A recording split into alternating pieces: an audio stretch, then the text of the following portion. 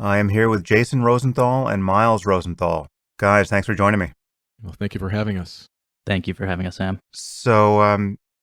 I will introduce you in stepwise fashion here. Let's start with you, Jason. So you've written this wonderful memoir titled "My Wife Said You May Want to Marry Me," and that title may echo in people's ears because in March of 2017, your wife, Amy Kraus Rosenthal, she wrote a modern love column in the style section of the New York Times. And that was titled, "You May Want to Marry My Husband."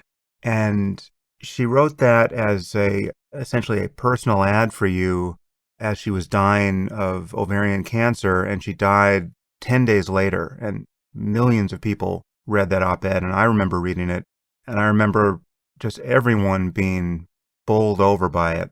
So that is where your story on this topic begins, and then you did a TED Talk, which also blew people away. Annika and I were actually at TED when you gave your talk, Jason, and we didn't meet then. It's just impossible to find people at TED, and I think you gave your talk at the end of the conference, and so we didn't actually connect with you in person. I just found out from my wife, Annika, that after your talk, she went straight back to our hotel room and cried and fell asleep, which I did not know at the time. So, I mean, that's just some, one data point, but that was sort of the measure of what you did to the TED audience.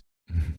And Miles, you are one of the two sons of, and one of three children of Jason and Amy's, and very happy to have you here. You also have a place in the memoir, a section that you wrote, and I really recommend people read the book. It's a wonderful audiobook. I read half the book as a book, and then I listened to half as an audiobook, and both of you read it wonderfully. So it's a great way into a conversation that I've been wanting to have, and have been having in a piecemeal way for many years on the subject of death and dying and grief and loss. And this is a subject we all, or many of us, do our best to avoid on a daily basis, and yet this is the great wave on the horizon that is coming for all of us, and we know it. And so it's very strange that we avoid it to the degree that we do. So that was a long introduction, but I just want to welcome you both. Let's begin. Jason, I think the best place to begin is probably just with the op-ed. Sure. Why do you think Amy's article has such a profound effect on people? Well, there's several reasons. I mean, let's start with the basic facts of the essay itself. I mean, the prose, first of all. Amy was a incredibly accomplished writer and published author, and she really had a gift for words, for wordplay, and for telling a story. And, of course, the other aspect of that essay that spoke to people so clearly was the fact that what you just said is that we all are confronted with death, but we tend to avoid it, and we can talk more about that. And the pure honesty and beauty, and to be frank with you, the humor that Amy always infused in her writing is what I think spoke to people so clearly. It's interesting. I went back and read it, and it's in your book as well. Yes. It now strikes me as a kind of moral and psychological optical illusion in a way, because I think most people, upon reading it, whether they thought about it or not, felt that she had surmounted the jealousy that many people would expect to feel at the idea of their spouse going on to find happiness after they die, and specifically marrying another person and finding happiness with them. But then I think people realize that surmounting that jealousy is actually the only sane way to be. In fact, it's the only way to be that is synonymous with actually loving the other person. So you first look at the situation, you think, oh my God, that is amazing. What an incredible act of selflessness and generosity. And then you look a little closer and you think, well, of course she would want you to live a happy life after she dies. I mean, what else would she want? And so it's this, I mean, I don't know how common that double take is for people, but for me, that's the way it landed. It was just like, oh my God, this is a totally unusual thing I'm witnessing here. And then I realized, wait a minute, this is the only sane way to be. Well, it's super interesting you say that. Yeah, I mean, I, as you might expect, got many, many, many thousands of people who reached out to me, and still really to this day, reaching out to me not only because of the response to my book, but to her essay still. And I think you're right, but what I'm hearing from people is sort of, I don't know what the percentage is, but there's a large percentage of people who say, there's no way I could have done that Mm. for my spouse. You know, I don't understand where Amy found the ability to convey such a beautiful message to me. But the overwhelming, I think, response is just that, is that, boy, I wish I would have done that for my spouse, or I hope I can do that for my spouse, because it's such a beautiful gift. And it indeed has been an incredible gift to me. I can't even express to you. You know, at the end of her essay, she left a literal blank space, and she sort of sparred with the editor from my memory to allow her to do that. You know, the Mm. space in any kind of written publication is valuable, and to allow her to leave that blank space was a victory for her. But you know, it has become this metaphor for me, not just to find love, as you have indicated, but a way to live my life after she was gone. I guess let's go to the experience you had through her illness and the end of her illness. So, I mean, one very salient and poignant point is that she was diagnosed on the day that you guys had just become empty nesters, right? So this is in the context of you having really, vast plans for the next chapter of your life. Talk about that. I mean, that's, obviously there's no good time to find out that your still young spouse has a terminal illness, but it's just, this is right out of, fiction in terms of the timing of it all. Bring us to that moment. And then Miles, I want to bring you in here and know at what point in your life your mother's illness intersected you. Sure. You know, I mean, this is just an incredible timing, as you indicated. We were the type of couple which you'll learn about if you read the book, and we can talk about more, but we just really, really liked each other and enjoyed each other, and we're so very much looking forward to spending this new phase of our life, you know, experiencing life together in a new way. We were married very young, we had kids very young, and while we love our children and always wanted them to come back home, you know, this was the time where we literally had plans. And so Amy was away on a business trip in September of 2015, which coincided with our youngest, our daughter Paris, going off to college. And she called me from the road in Washington, D.C., and said, I'm having some discomfort in my stomach. It's unusual for me. And I called my family doctor, and she said, I think it would be best if you came to the airport and picked me up and took me right to the emergency room. And Sam, this is from a woman who I write about in the book, was a very strong woman. You know, I can't remember through our 26 years of marriage her really ever complaining about anything physical at all, to be honest with you. Occasional headache here and there, that type of thing. And so I thought, all right, well, maybe this is an appendicitis or something, and let's do it. I'm going to get you and take you straight to the emergency room. And sure enough, you know, I will never forget the expression on the very young doctor who had to come out and explain to us that there was something he found on the scan that required further investigation. And the word malignant came up and things like that. And we were just floored. Our Mm. lives obviously changed forever at that moment. And Miles, if memory serves, you had just finished college. Actually, I was just beginning my junior Oh, year of right. college.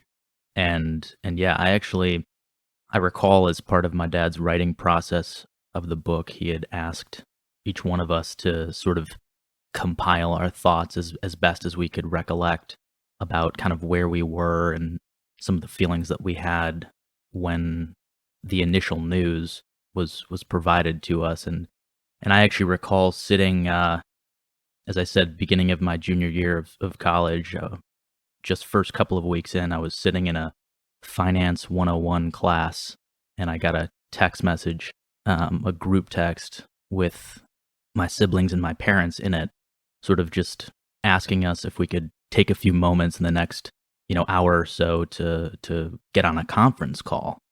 And I left class and went to a little spot outside one of our cafeterias on campus and took this call. And yeah, I mean, I really, of course, some of the finer details of the conversation are lost, but I recall the initial feelings, the general tone.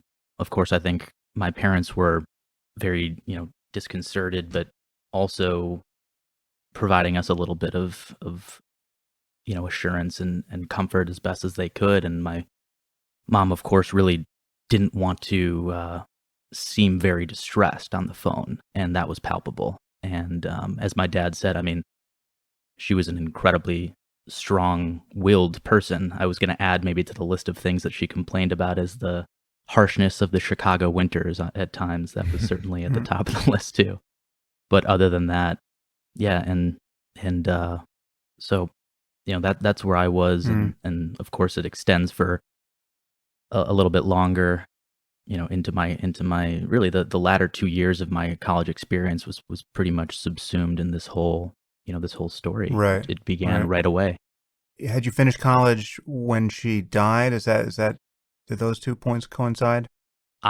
So it was my senior year, at the very beginning of my senior year, when we received the news that she would be brought home for at-home hospice, and just kind of riding out we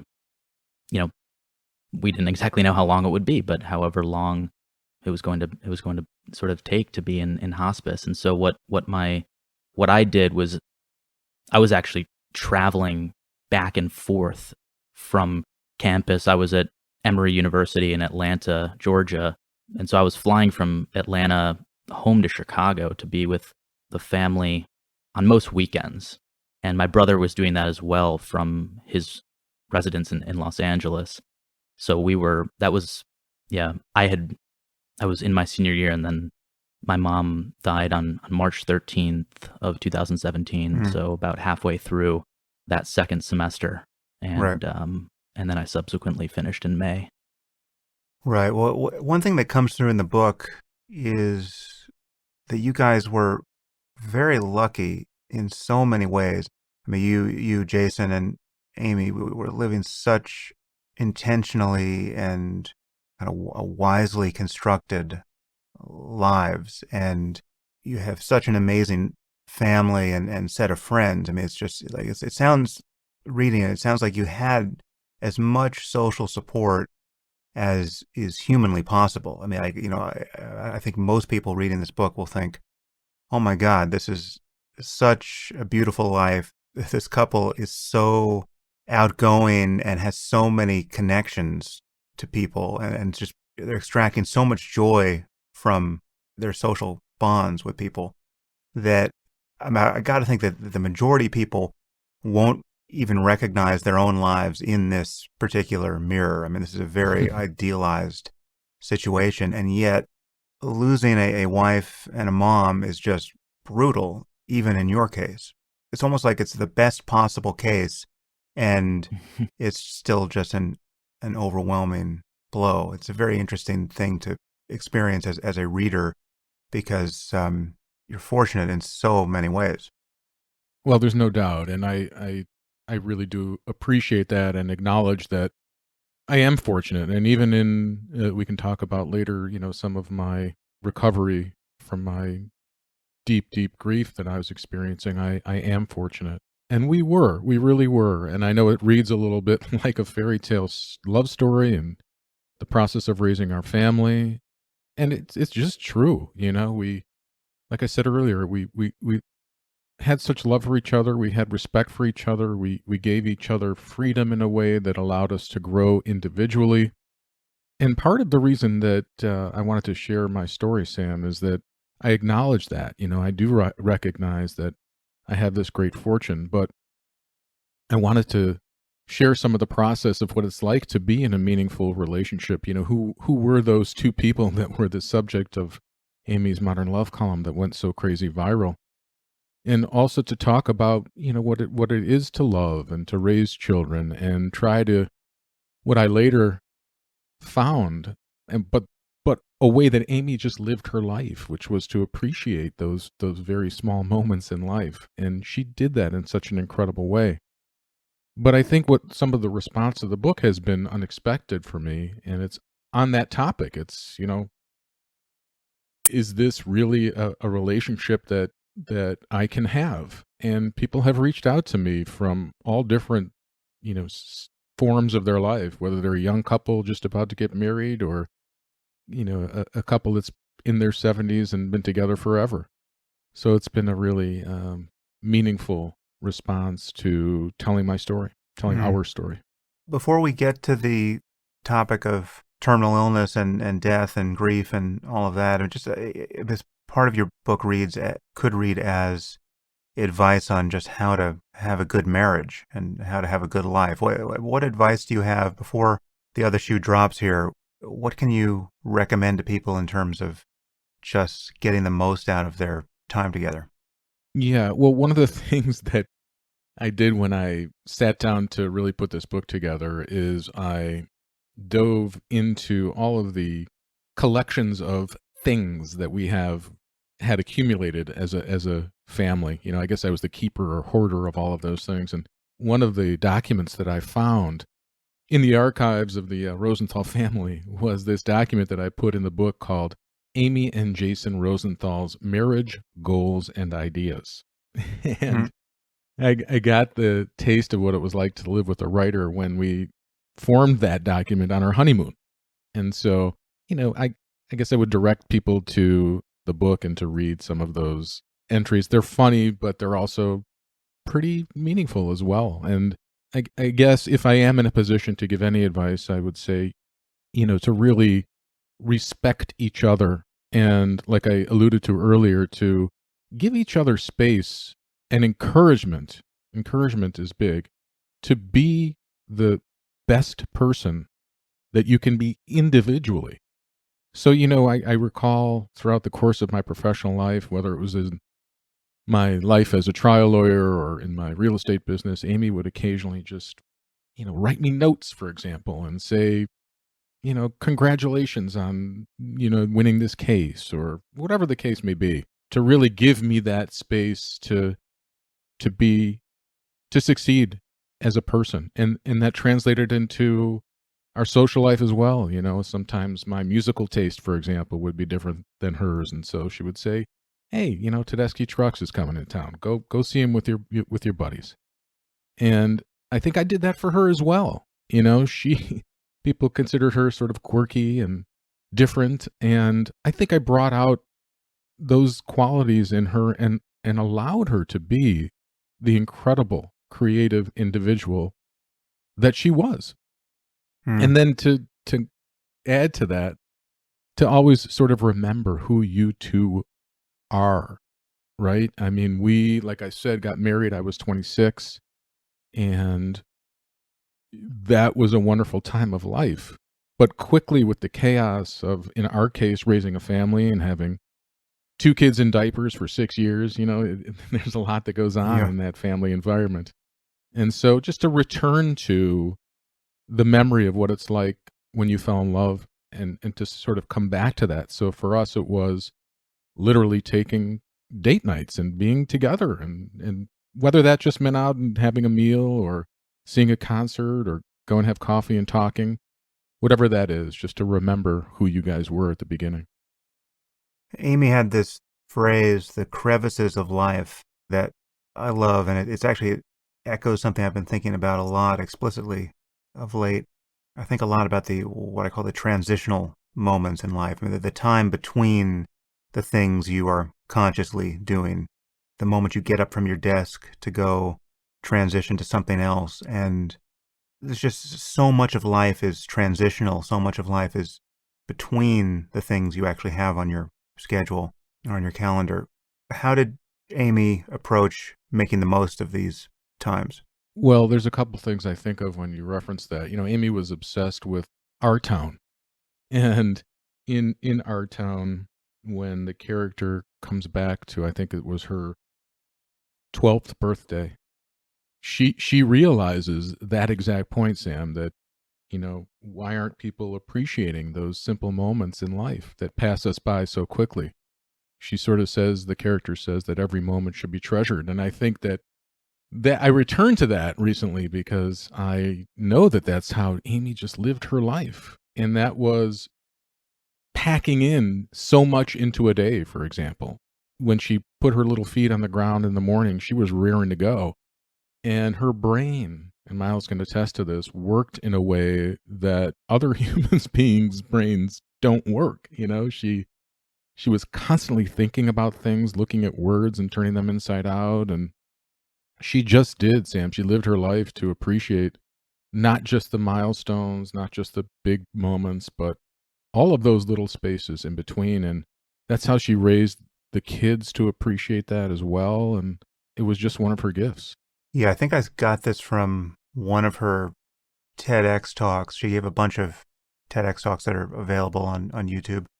And she would speak about the way she would work in those moments, just grabbing the time available here to write one of her children's books or to make a film. She has these several short films that are adorable and make a great point.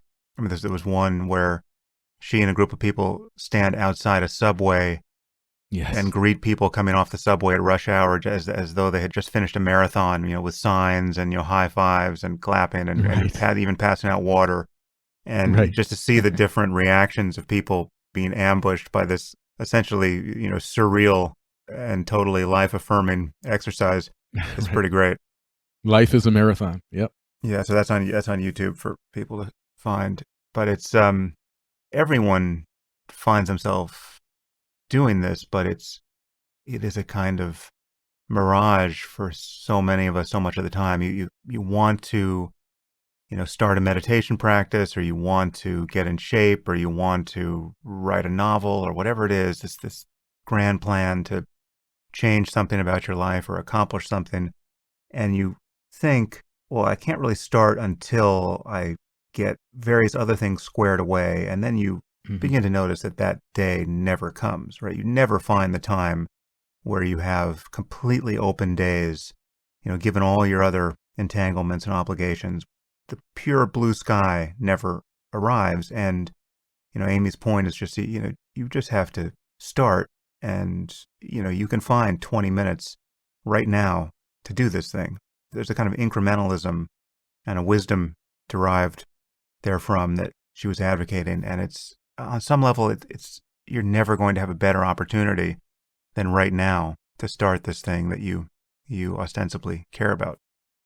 Yeah, that's really well said. And Amy was pretty incredible. She could spend a couple of hours in a coffee shop in between, I don't know how many other things that she had to accomplish as a parent or as a spouse or as a friend or a, daughter, whatever it was, and come back and say, yeah, I just wrote a book. I mean, that is sort of the way that she was.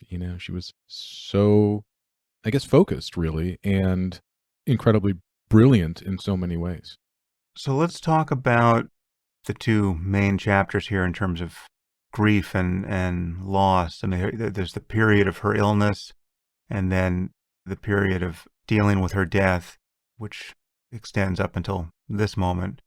What helped you guys during both of these periods? I mean, they may be very different parts of the experience, but what should people know about going through this, and what's important to sort out in advance if you can?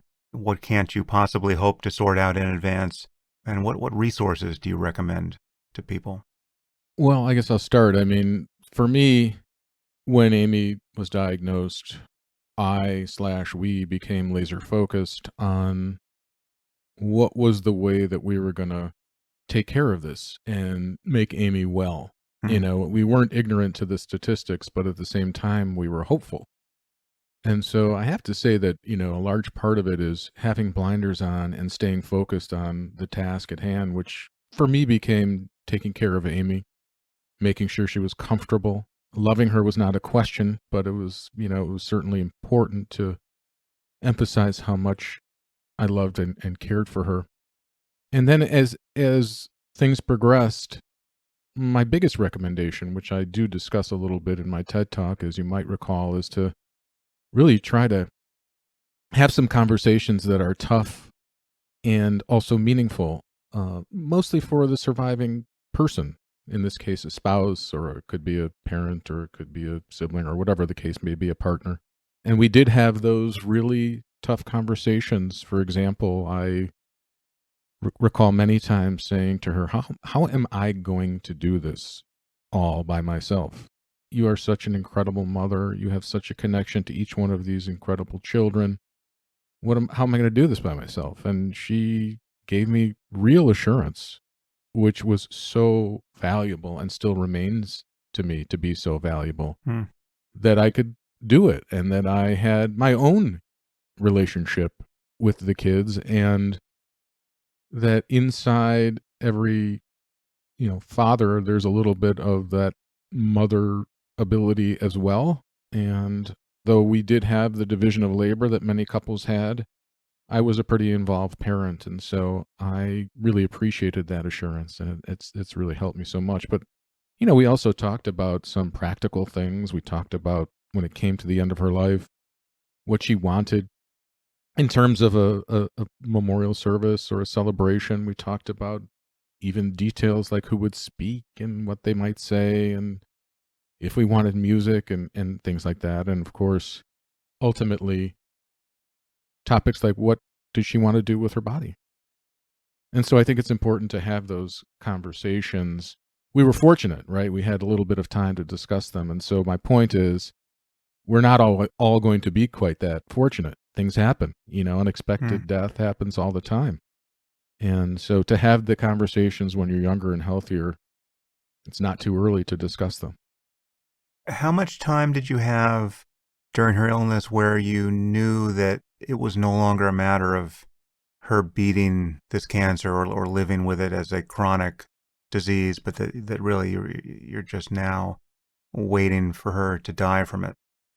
Well, you weave in and out of that, right? But technically, it was, like Miles said earlier, it was January of 2017 when we had that final doctor's appointment, and he essentially said, there's really nothing else that we can do, and it's time to enter hospice. So technically, that was, I guess, the moment. And astonishingly, Amy survived at home in the comfort of her family and all those who loved her for an additional 2 months without eating any food. Yeah. Yeah. And you say no solid food, but was she getting nutrition, liquid nutrition? Or, it wasn't just water for 2 months. Well, it was kind of, she really did not insure and things like that. I think that's what you're talking about. She did not, Yeah. she did not have an IV or anything, but she would try, but not a whole lot. I'll be honest with you. So when you say hospice, people are familiar with the concept and may have had experience with it. Hospice in your case, did that mean that there was a hospice nurse coming to the house each day, or what does that actually mean, hospice? Yeah, the mechanics of hospice are different for everyone. We chose to have Amy do hospice in our house. And so the mechanics of that are that a hospice nurse will come maybe twice a week to check in on supplies and take vitals and do things like that. And then once every few weeks, the palliative care physician would come and check in with Amy. And there were other services that hospice provided that we sometimes took advantage of and sometimes did not. One that was really beautiful and meaningful for Amy was that we had, she was technically a music therapy person, but we had her play piano for Amy once a week, and she learned some songs that Amy loved, and it was really a beautiful, beautiful moment that we looked forward to.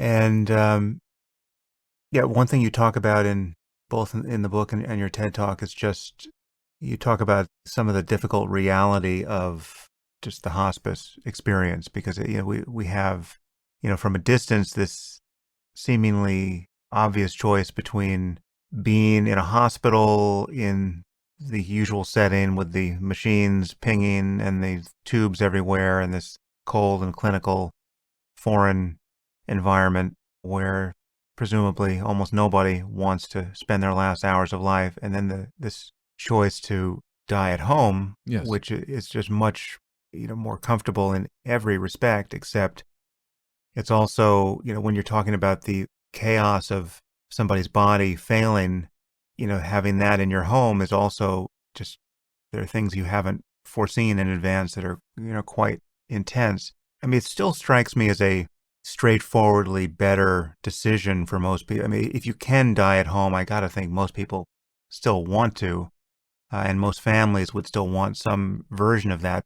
How should people think about this choice? Because it's not exactly a glamorous process, dying, and in some ways, hospitals shield us from the suffering and the indignity of having things unravel. Maybe you can share some of that. That's exactly right, Sam. I strongly encourage anyone who can to do it at home. It's peaceful, it's familiar, it's loving, but I acknowledge that it's not everyone's, first of all, possibility or choice. And so I want to just lay that out there. The end of life is not pretty. And I wanted to speak publicly about that, starting with my TED Talk and since then, because of course I know that so many people go through this and keep it quiet and don't really feel comfortable talking about it. And what I did articulate, I think, in that talk is that you see the end of life of someone you love so much, and you experience death, really.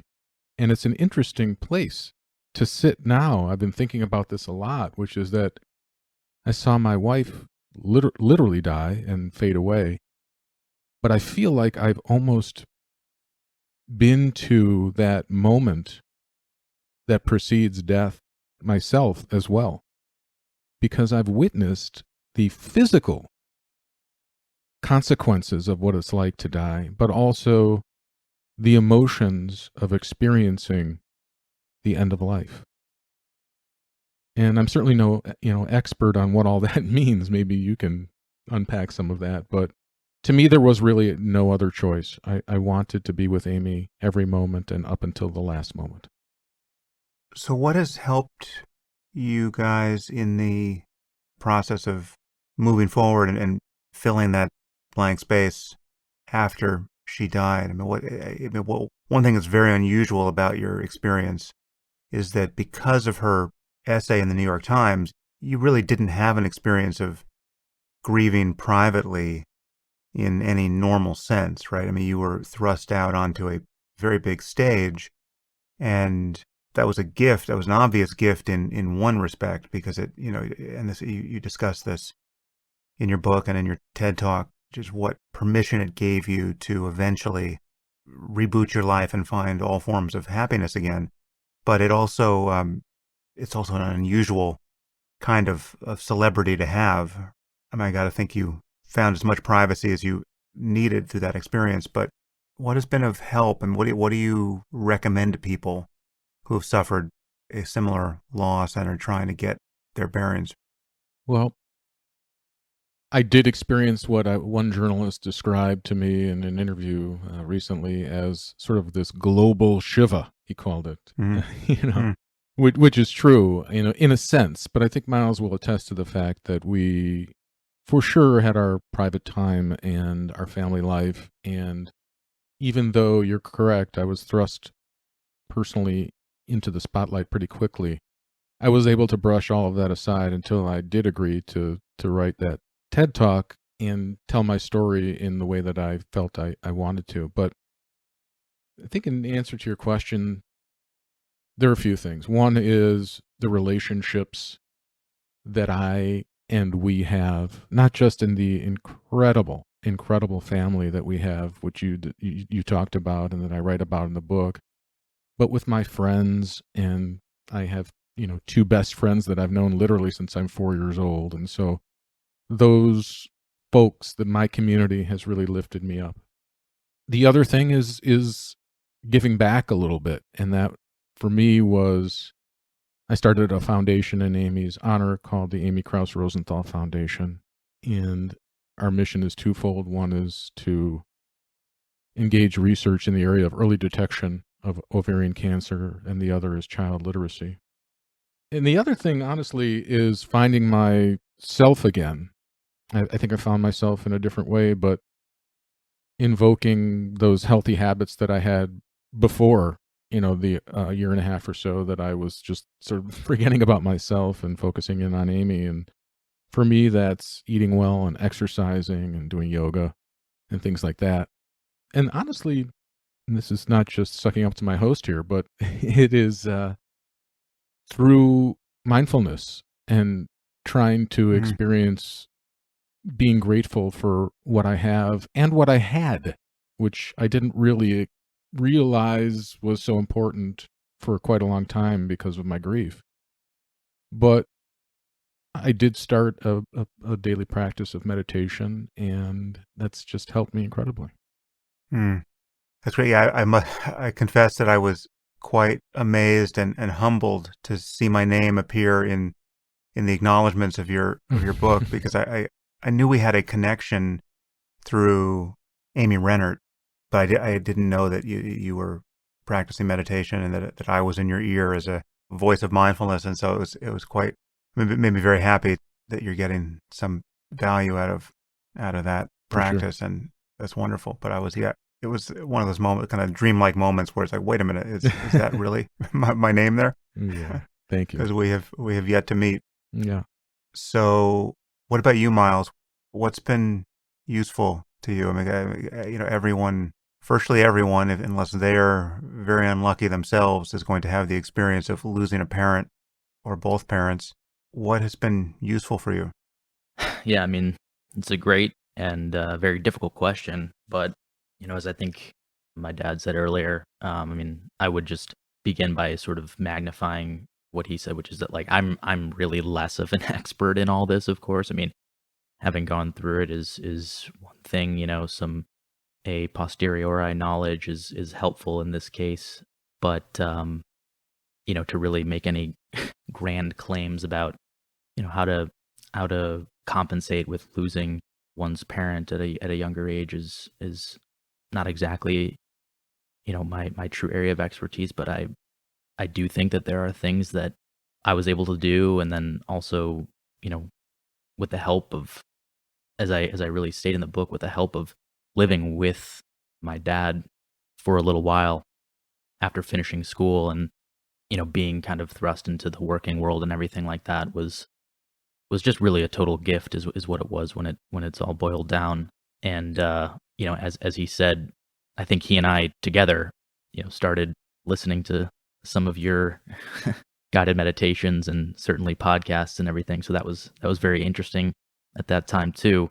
The other thing that I'll add, though, as I'm trying to find something that is maybe more specific, is I think as possibly cliche as it might be kind of now as a area of like recommendation, but journaling, I think, helped immensely. And I say that for a particular reason. I began writing in a personal journal really intently at the beginning of hospice, in the beginning of that January of that year. And I think what it allowed me to do was to sort of speak with myself a little bit more tangibly.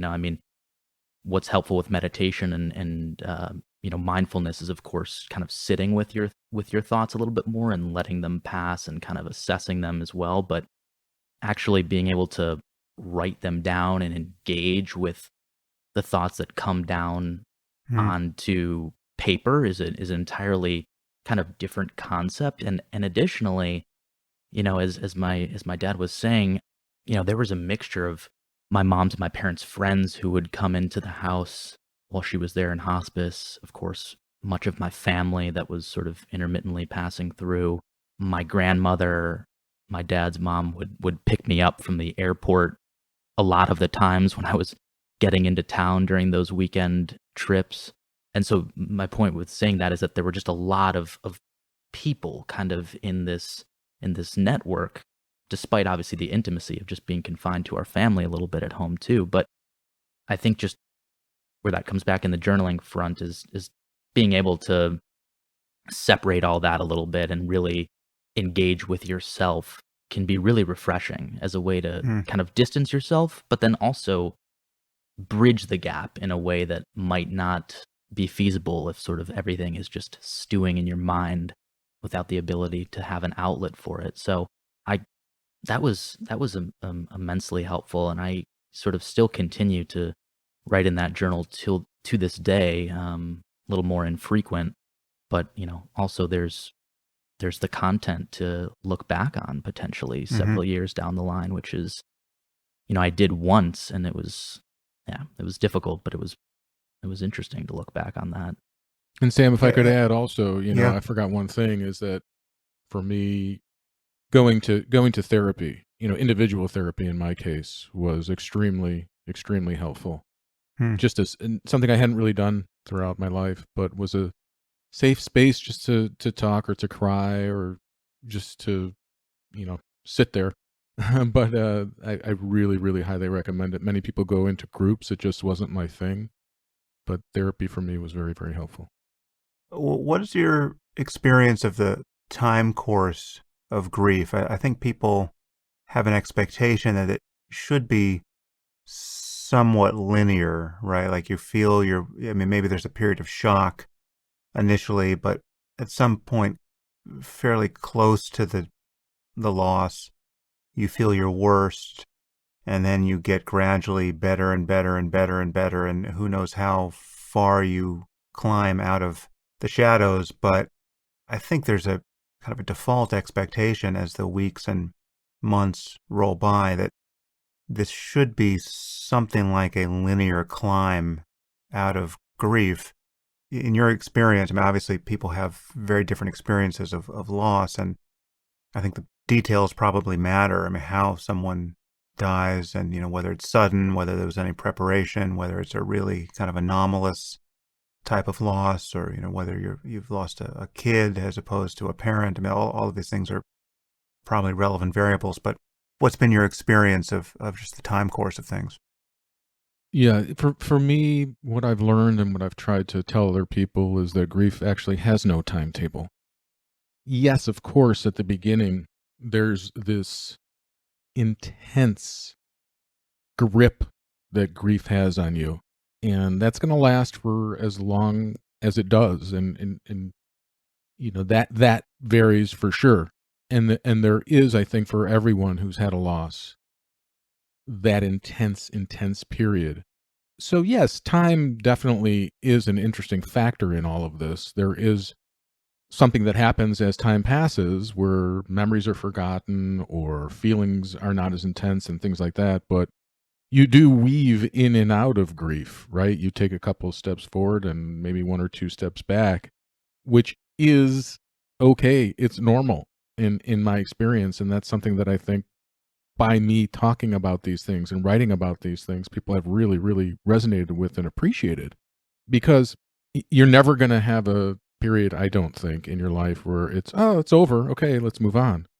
There's going to be this grief that carries with you if the relationship, and I have to go back and emphasize this, I really feel like those of us who experience the depths of grief, as I think it was Brene Brown who said something like this, and I hope I don't butcher it, but she said something like the brokenhearted, or those who grieve intensely, are the lucky ones, the brave ones, because it means that they had the courage to love so much. And I really think that's true. And if it is true, then there is really no end to the grief, in my opinion. And also on the subject of loss, what I learned that I really didn't appreciate at the beginning, and only came to me literally after I gave that TED talk, by the way. I had a bunch of people come up to me and tell me, this is my situation, here's who I lost, here's what happened to me. But the topic of loss in general is something that people have really appreciated me discussing. because I say that loss is loss is loss, and it's really true. When Amy died, I thought, folks, you don't understand what I'm going through. There's no way. You don't realize this was Amy. This was my life. You can't possibly understand what I'm going through. But we all experience loss of some kind, and that could be the death of a spouse or a parent or a child. It could be the loss of a paycheck or a job or hitting rock bottom or an addiction or any one of those categories that people have reached out to me to tell me about. Yeah, I remember having the experience as a teenager. My father died when I was 17, and when I was a freshman in college, at the end of my freshman year, my girlfriend broke up with me, and that breakup, I can only imagine it was drawing some energy from the loss of my father and other things, but it was just it hit the same part of my brain, and it hit it just as hard as losing my father at the time. And it was just, I was kind of unhorsed in precisely the same way. So yeah, I mean, there's definitely something to that loss is loss is loss equation. What advice do you guys have for friends and family or acquaintances, or I mean, the people they have a hard time figuring out how to be around people who are dealing with terminal illness and dealing with death, right? And I'm no doubt you encountered this. Some people don't Yes. have a hard time at all, and they just show up like angels. But if you had advice, or if you could just give some structure to people's confusion there about how to be with someone who's going, I guess it's, again, there's the two chapters here. There's the how to be with people who have just found out that they are dealing with a terminal illness, and how to be around the bereaved. Yeah, really good question. And I did not set out to write a how-to book, but many people actually have emphasized to me that a couple of the sections in the book are really helpful. And one was how I discuss that very topic. Most people in this society don't know how to deal with death and don't know what to say when someone is facing that issue in their family. And so, breaking it down and maybe sounding a little simplistic, my advice would be to say something. And what I mean by that is to say something as simple as, I really don't know what to say, but I know this is so hard, and I'm sorry, and I'm thinking about you. That really goes a long, long way. And I tell some stories in the book about friends of ours who connected with me and reached out to me, sometimes with words, sometimes with gestures. And if I could just take a moment to tell a couple of those stories. One was a friend of ours who simply texted me Grateful Dead lyrics, something along the lines of love is love and it's here to stay, and, things like that. And he didn't really maybe know exactly what to say, but that was beautiful. Every time I looked down at the phone, I saw that come in. Another friend of ours, throughout the time Amy was in hospice, would come by the house and not expect to see me or to see Amy, and sometimes just dropped off 3 yellow items, knowing that Amy's color, her legacy symbol, has been this yellow umbrella, and her color was yellow, ranging in ridiculousness from, a rubber ducky to a mustard package to whatever else was yellow at the time. And so it is just my suggestion that people do something that speaks to them in their heart and is not really too intrusive. I think that the second part of your question is, in terms of what to do with the bereaved, one of the things you should not do, I know you didn't ask me that question, is say, hey, let's go out and, I want to see you.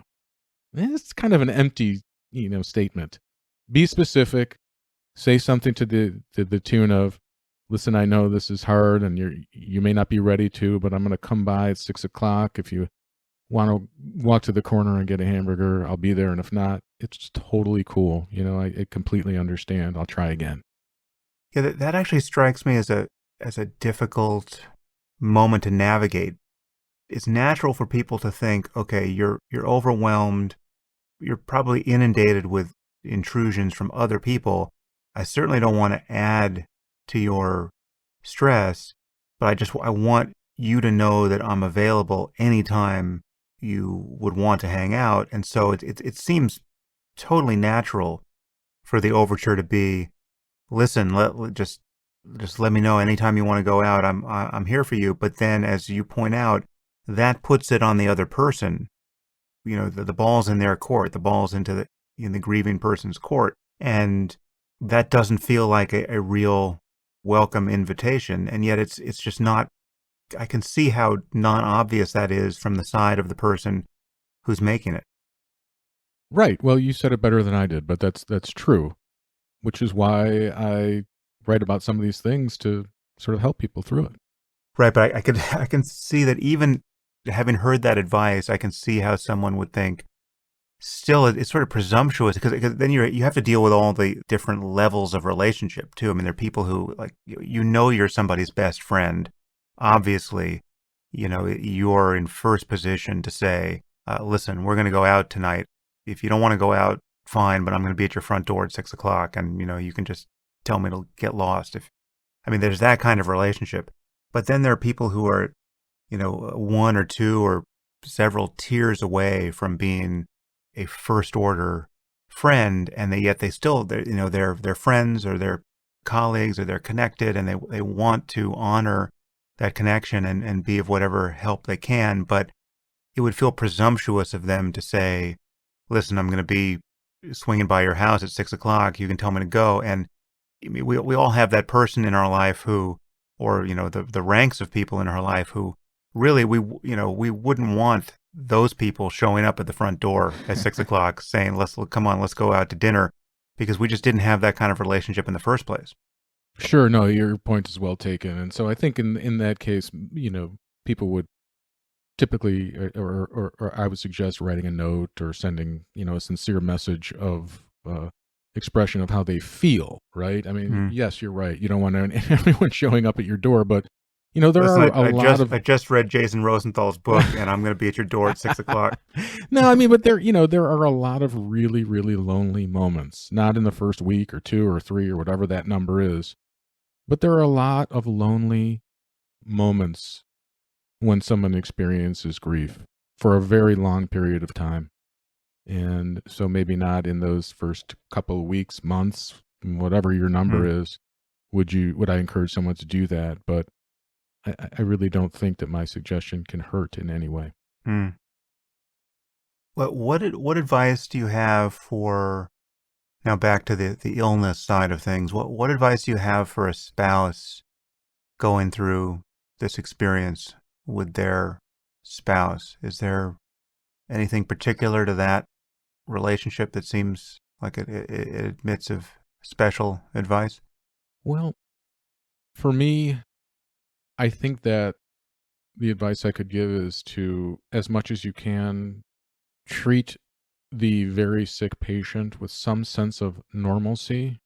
And what I mean by that is to not emphasize the disease all the time and to just return to what you remember about that person, which is how much you love them and how much you care about them. We went through several occasions, and I treated them the same way I would if Amy was healthy, writing her Valentine's Day cards, for example, or posting little love notes all over the house, whatever the occasion is. But yeah, it was difficult for me to shut down every other aspect of my life, including my professional life.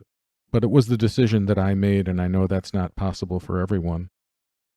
But keep in mind that there's time for that, and to be there as much as you can for your spouse. As we're having this conversation, I'm picturing all the people who are going through some version of this experience in this really uniquely bizarre circumstance of the COVID pandemic, not for reasons of COVID necessarily, but just the fact that having a pandemic burning in the background makes navigating all of this so much more awkward. And how you have a funeral or a memorial, or whether you do in the first place. It's got to be incredibly difficult. I mean, I don't know if you have pictured this much. I mean, I happen to have I've known a few people who have lost, spouses and family members in this period, and it's a kind of a double burden because I mean, I guess in some cases there's a potential silver lining if you're the sort of person who is grateful to be spared being inundated by friends and family and events, and if you can just be, if you're an introvert and you're relieved to keep this as private as possible, or to have a period of grieving where you're not thrust into one social occasion after another. But generally speaking, it seems like it compounds the difficulty of all of this for people, and it's where more or less the entire planet is at the moment. Yes, I totally agree. And, those of us who've been to the depths of this intense grieving have some perspective on all of that. And I don't mean for those who've lost family members and friends, and that's that is something that is in another category, of course, but we all are experiencing some kind of loss right now.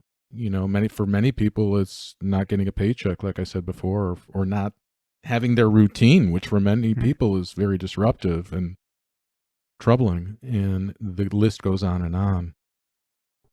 I want to try to extract whatever lessons are here to be learned about how we should all be living day to day in light of the universal truth of old age, disease, and death. If not old age, if you're lucky, disease and death, ultimately in every case. And we live with this impressive degree of death denial, especially in our culture. But I got to think human beings everywhere have some version of this. And there's a question of just what is optimal here. I mean, because you can't really live each day as though it could well be your last, in the sense that so much of what we want to do and are called to do, so much that we plan for, that we aspire to, has a time horizon beyond 24 hours, right? So you're not really going to live today as though you're going to be led to the scaffold by dinner time.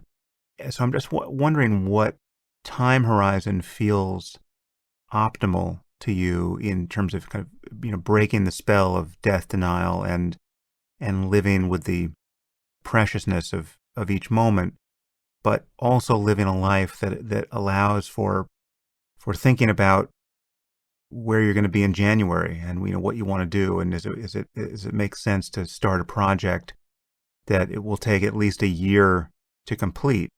Just for example's sake, if someone said, "Listen, I'm trying to live as though this may be the last year of my life.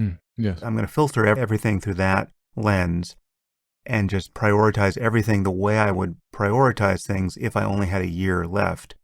It rules out certain things. It rules out the 5-year plan, but it admits for still, something more than the stark emergency of just getting your head straight because, you might not have more than 45 minutes left. How do you think about integrating this understanding that, death is inevitable into your daily life?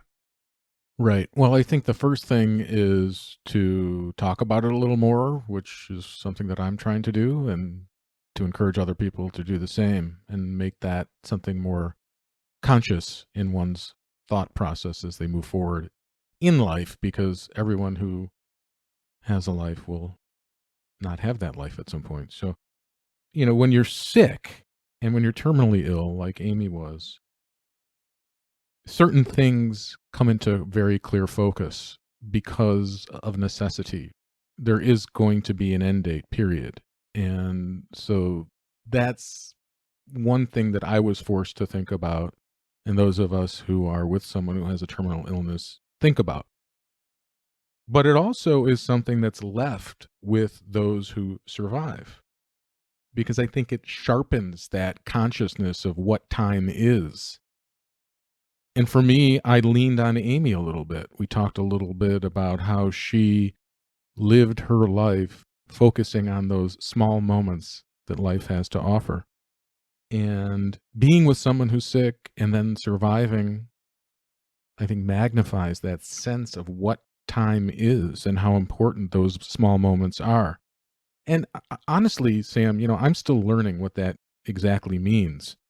But I can tell you, for me, I have changed my perspective pretty much fully. I was a very busy trial lawyer, and for most of my life, I worked 6 days a week, and I don't do that anymore. And I've refocused some of my energy on things that I think are more meaningful and important to me. And I know that's not possible for everyone. There's the ability, the necessity to make money and have provide food for your family and things like that. So that's not really what I'm talking about. But just to raise that level of consciousness about what it is like to live in the moment and not necessarily put your head down and focus on what maybe you used to think was important, and try and focus on other things, if that makes any sense. Yeah, I mean, for me, it's the time in which we're having this conversation is relevant because life is so odd. But Yeah. I notice that there are things that I do every day that I have to do every day now that, in the abstract, I don't want to do. They're not that enjoyable, and they're not leading anywhere that I aspire to go. It's like, so the classic one for me now is doing the dishes. I do more dishes than I ever imagined I would be doing in my life at this point. I'm like a semi-pro dishwasher now. And I mean, for me, the answer really is mindfulness, because, when you completely surrender to this experience and you realize, okay, I can be mindful of anything, and that really equalizes these experiences, and doing the dishes is as good an object of meditation as anything else. Well, I now just kind of snap into that, and even if I knew I didn't have that much longer to live, Yeah. doing the dishes is as good as almost anything else, right? If I'm really giving it my full attention, yes, it's not on your bucket list to do dishes 4 times a day, but if you can grant it your full attention, in the context of loving the people around you, it's also hard to improve on that experience, right? It really is a matter of the quality of our attention moment to moment. Yes. I mean, 100%. And certainly my mindfulness and meditation practices has helped me with that a lot, and helped me focus when I was grieving heavily too. And I guess I would highlight, just because I really didn't, I mean, I was successful, and I had a good career and all of that, but I had a lot of conversations with Amy over the years about whether being a trial lawyer was being my full self, and so if your head is down and you're stuck in a rut, I think we who have been through these kinds of losses can impart a little bit of wisdom, which is what I said before, which is that, we don't have a lot of time, and we don't know what that time's going to be. Obviously, I learned that the hard way. And you can step out of that misery and change your own path. Yeah. Yeah, is there anything you do around the feeling of health that is different? I mean, do you, in terms of just not taking things for granted? I notice of late, I had no conscious plan to do this, but I just have been noticing recently that I am enjoying normal health in a way that I didn't used to. Like just walking up the stairs and feeling strong and healthy doing it.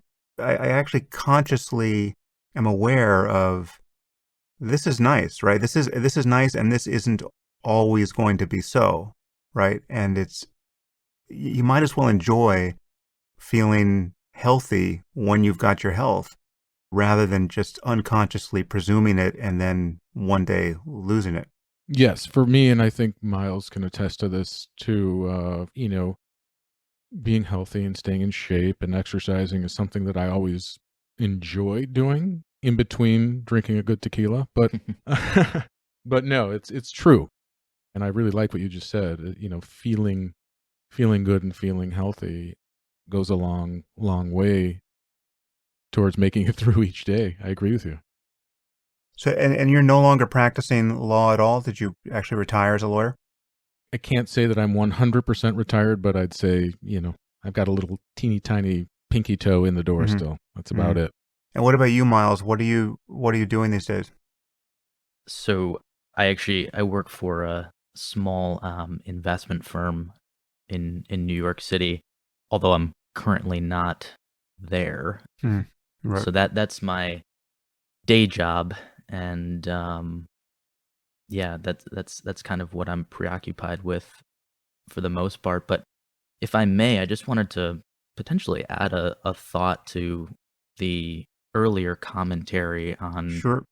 the juxtaposition between kind of focusing a little bit, on the fragility of life and the sort of inextricable nature of it, tied to the inevitable to death, and what to do about that. And I've sort of kind of loosely identified a spectrum of sorts, which on the one hand, because I do certainly agree with, what you said, which is it's a little bit difficult to say, hey, I'm going to live each and every day of my life as if it were my last, and in practice, that's somewhat tough, I'd imagine.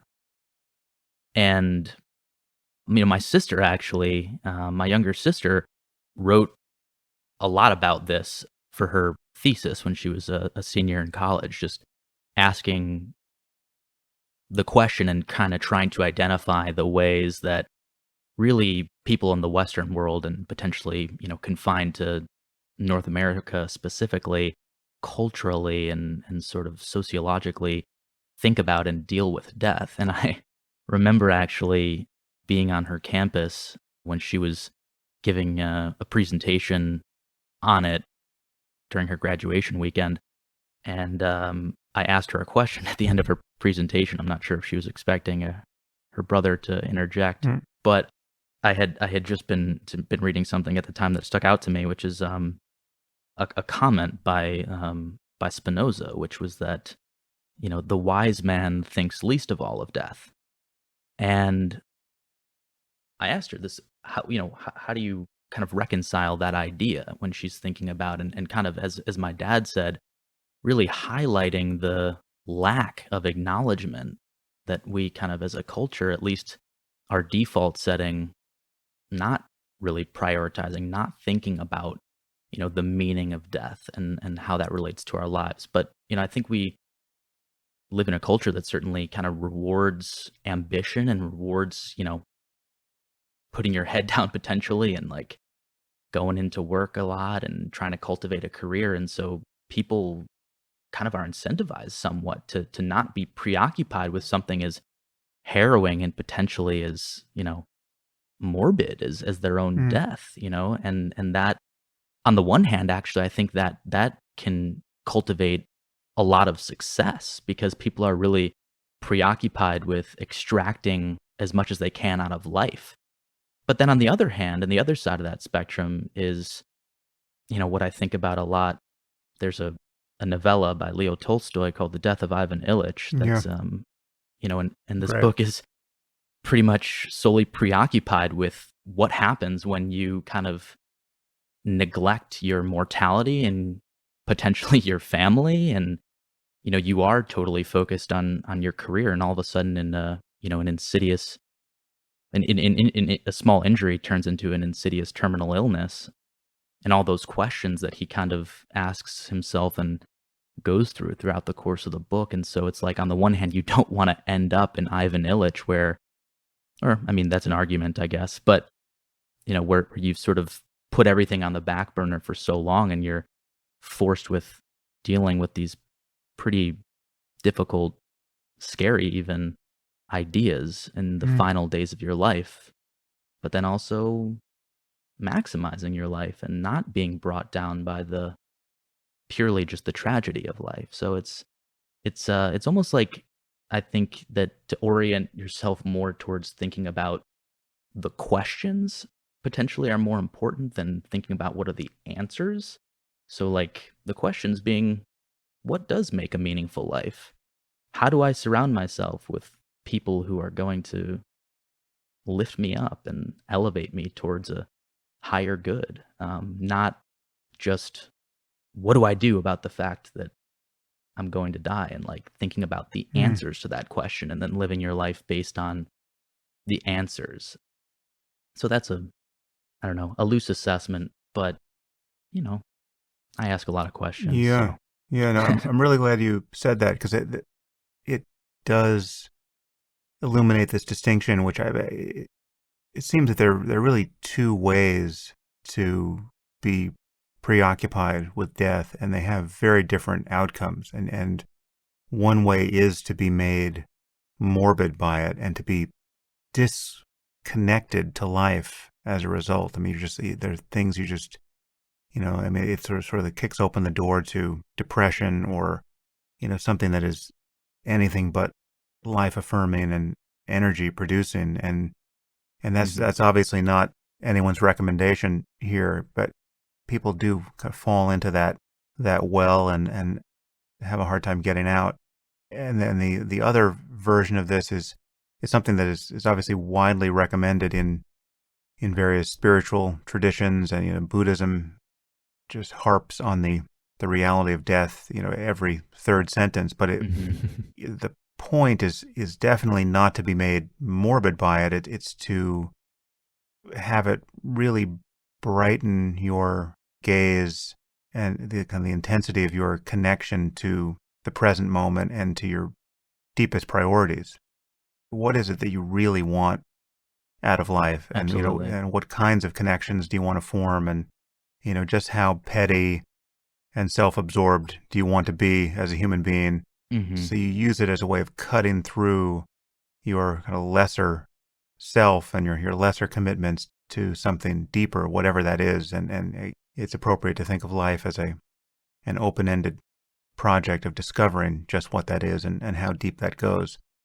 But, obviously loving more rather than less is one of the main algorithms here. And if your contemplation of death makes you less capable of love and compassion and connection, that's not the that's not the contemplation you were looking for. Right. So you mentioned your sister, who I think I failed to properly introduce, but your sister Paris is now a celebrated children's book author in her own right. So she wrote, correct me if I'm wrong, but she wrote a book with your mom, and also she wrote a book with you, Jason, right? And now she's just released her own solo book.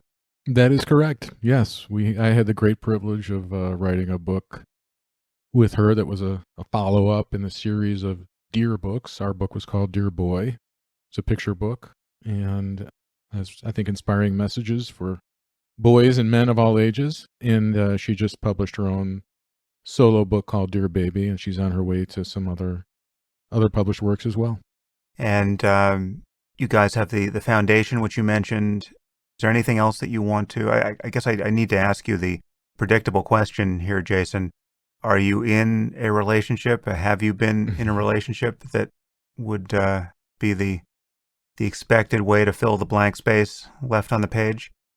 It's a fair question. Everything's fair these days. I want to say yes quickly, and then tell you that in the book I do talk a little bit about what it is like to navigate through that process, because again, I'm not so sure people talk about it quite as much as it is. It's so complex, and there's so many layers to it, and it's just not an easy task to even start.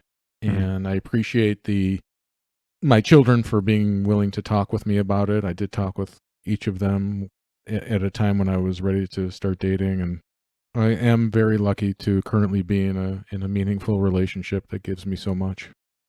That's great. Actually, so yeah, on that point, there was one moment in your book. I forget where you were. You're at a wedding, or you said you're on a dance floor with some other couples, or maybe you were at TED. It was a TED, yeah. Yeah, right. And you're meeting other people who had lost people recently, and at least one of those people, it sounded like it was too soon to be quite as carefree as they were. Like there's obviously there's got to be a bell curve here of expectation that we could draw over this. But if you're remarried 14 days after you just lost the love of your life, I think that's almost certainly too soon in everybody's book. But there's a point where enough time has passed and there's just nobody who wishes you well, who would begrudge you meeting someone else and falling in love again. Do you have a sense of what that calendar time looks like? I mean, in a word, no. I wish I could tell you. It's so different for everybody.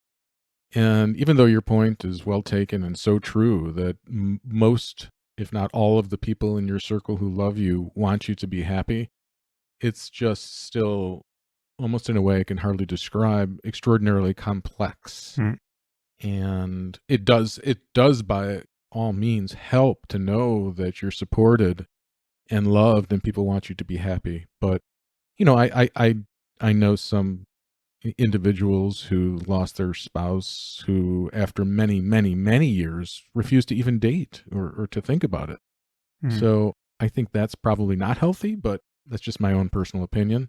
And also people's age is relevant here, and I guess the age of kids is also relevant. Your kids are grown to the point where you can have adult conversations with them, right? And it must be different having young kids. I don't know how that difference would play out, but it just strikes me as a different moment. And then if you're if you're older, if you're in your 70s and you lose a spouse, I guess your enthusiasm for finding a new relationship could be understandably lower. Yeah, I mean, I don't know. I've seen people at various points in this, and it's hard to know what to expect. But it's interesting that, I mean, you were given, I mean, you were literally given a blank check from Amy Yes. here, and to hear that it's still very complicated for you to figure out how to navigate is interesting. Right. I mean, I do. Like I said earlier, I consider it just an incredible gift, and I don't really know how I could have even started that process without Amy's express permission. And again, I go back to one of the reasons that I started to write and speak about these topics is to sort of give back a little bit of what Amy gave so generously to me. We've covered a lot. Is there anything that we didn't touch that you wish we had? Well, there's one thing that I know is an interest of yours that I thought about in anticipation of speaking to you, and that is the area of psychedelics as it relates to the end of life. And I sort of had to go back and think about what role that played, because I do remember that Amy, when she was very ill, had read an article in The Atlantic, which I think was by Roland Griffith at the time, if I'm not mistaken, and was fascinated by this idea of exploring, psychedelics in a therapeutic setting to explore the end of life and the feelings that one has in anticipation of the end of life. And so her mom, my mother-in-law, Anne, had reached out to, I think it was NYU, which had a program at the time. So they were not recruiting for the study, I guess, at that time. And it was, I think, to be honest with you, a little bit too late to have Amy experience that. But yeah, I was just sort of fascinated by some of the conversations that you have had about psychedelics and the end of life. Yeah, had you or Amy done any psychedelics before she died?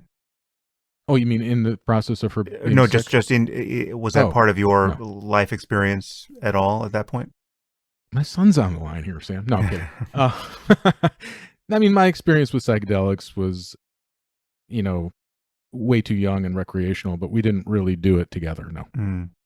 Yeah, I mean, I think they hold immense promise for this. I mean, we've known this for at least 50 plus years at this point, and now that research and the availability of psychedelics in a clinical setting is just now getting rebooted. So I think it's all very promising, whether it's psilocybin or MDMA. I guess LSD is not really on the menu for most researchers, just because of not because the drug doesn't hold as much promise, but just the stigma associated with the name is something that they're avoiding. Yes. So it's kind of interesting. But yeah, so psilocybin and MDMA, I think, are the main things being studied. And I have to think it's, in the fullness of time, it'll be very important in helping people just deal with death anxiety. It's easy to see how it Yes. could misfire for some people if obviously if you have a purely unpleasant trip and I could imagine it would just sort of it could heighten your anxiety. But if you have anything like a good trip or at least whether it's purely positive or contains some scary parts of it, if you have something that you can integrate as better having had it than not, it really does touch this terrain directly. I mean, it really is a kind of death-like experience, or at least what seems at the time, and in retrospect to be a death-like experience, that it does seem like a kind of dress rehearsal in a way, and it seems very useful in that respect. I mean, I don't think there's anything informing my expectations of death more than the experiences I've had on psychedelics at this point, informing Yeah. it in a way that is definitely reducing my anxiety about that experience. So it's often what you hear with people who've had near-death experiences where whether they were actually close to clinical death or not, they had some medical emergency that put them into this somewhere on this landscape of strange, out of body experiences, and many people come back feeling that whatever they believe about the metaphysics of that, their anxiety around death is really attenuated thereafter, and in particular, something like psilocybin and or LSD can have a very similar effect. Right. So yeah, I think there are clinics opening in major cities that are with the full approval of mainstream hospitals that will do this research on people who are terminally ill and offer the therapeutic experience. And so those changes are happening right now. I think it's all very promising. Yeah, agreed. And I know Amy was really fascinated with it. It scared me a little bit, but she was really curious about it. And like I said earlier, it's interesting that you say that about facing death and what death looks like and as close, sort of close to what you got on your own experiences. But I think some of that happened for me as I witnessed the end of Amy's life, which I touched on a little bit earlier. So that's kind of fascinating. I even wonder actually if there's a additional application for this new medicine, so to speak, which is actually for potentially the people who have been on the for the bereaved. Yeah. Something that traditional therapy potentially might not be able to unlock. Despite its fostering an environment of sort of intimacy and relaxation and comfort. I mean there's yeah, as you both have said it, there's potentially a lot of promising applications for this in a controlled setting, being able to guide people and alleviate and yeah, I'd be very curious where this ends up going and how it ends up affecting and hopefully helping people. I think there is a lot of promise. Yeah, yeah, and that research is happening too on grief and Or PTSD, yeah, similar. PTSD, Yeah, depression. Yeah, so yeah, no, it's if we don't make some catastrophic mistake that causes this to all get suppressed for another generation, right. it seems like people are being fairly cautious, and I think that's a very good thing in just how boosterish they are in public about all this, because they don't want an uncomprehending and heavy-handed government to Right. react. But it's yeah, no, I'm very hopeful that we're getting to some point of no return here where this will eventually all be legal and well understood. Well, listen, Jason, Miles, this has really been great to get you here, and thank you for taking the time to share your experience with everyone. And I know it will be helpful to many, many people, whether they know it or not, in whatever degree of death denial is occluding my audience.